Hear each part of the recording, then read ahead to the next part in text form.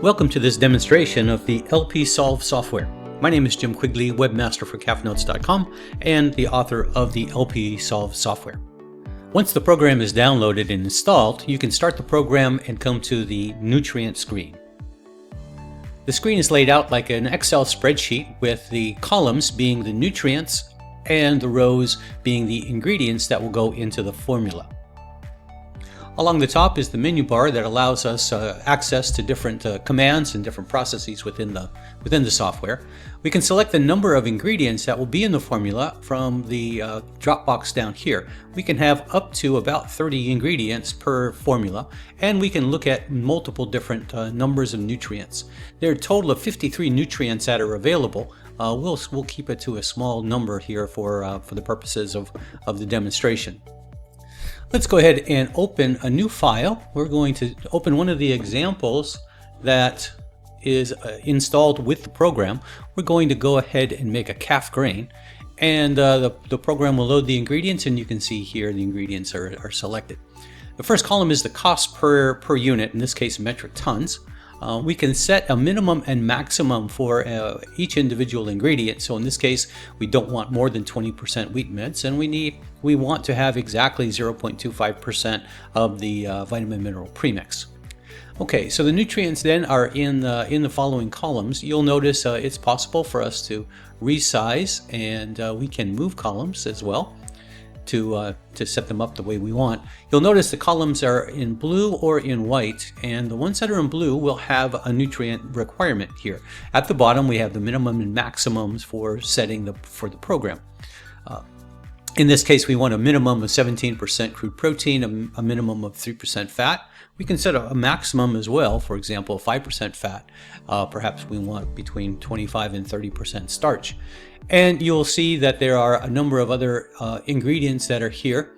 And we can, if we want to find new ingredients, we can either increase the number of nutrients that are displayed, or we can right-click on the header, and you'll notice we have a new option here. So for example, if I'm interested in the lysine concentration, I can put that here. For those nutrients that we're not interested in, we can hide them from view. So I'll just left click on the column header here, and they'll go away. So perhaps I don't really care about ME or MP or ADF, but I am interested in the NDF and the lysine concentrations. So I can make those changes as appropriate. If there are any changes in the nutrient content, I can make those changes here. You'll notice when I make a change, the cell that's changed is highlighted, and I have the option of saving this ingredient as a new ingredient that I can use in the future. So those are the basics. Down here at the bottom, I can describe the farm, the formula that I am formulating, who is doing it, and then a brief description of the formula itself. So that's kind of the basic setup. When I'm ready and have my nutrients minimums and maximums and the ingredient minimums and maximums, I can hit the run button. And if there's a feasible solution, then the program will open a new window and show us the actual formula. You'll notice here on the right, we see the percentages of the ingredients that are included in the formula. So in this case, we're using about 31% soy hulls, 20% wheat middlings, which is the maximum, and 35% steamrolled grain, steamrolled barley, and a number of other smaller inclusion rates. You'll notice that there are lower prices and higher prices. These are the shadow prices that tell us the prices at which their inclusion in the formula will change. So for example, in this case, corn gluten feed will come into the formula if the price goes down to $174.05 or less. So that kind of tells us that an idea of when these particular ingredients will become attractive.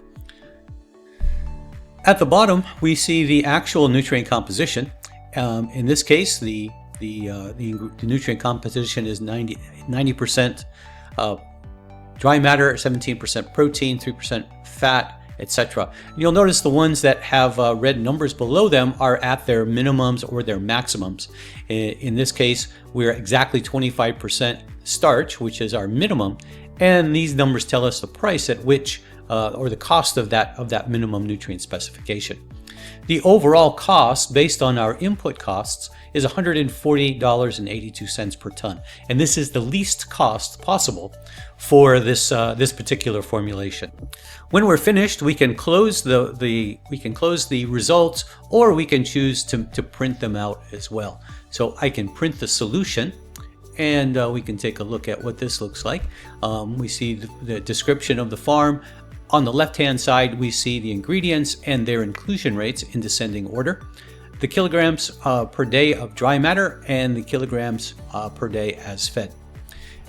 We also have the nutrients minimums, the actual value, and the maximums are shown here. We can then choose to print this, or we can close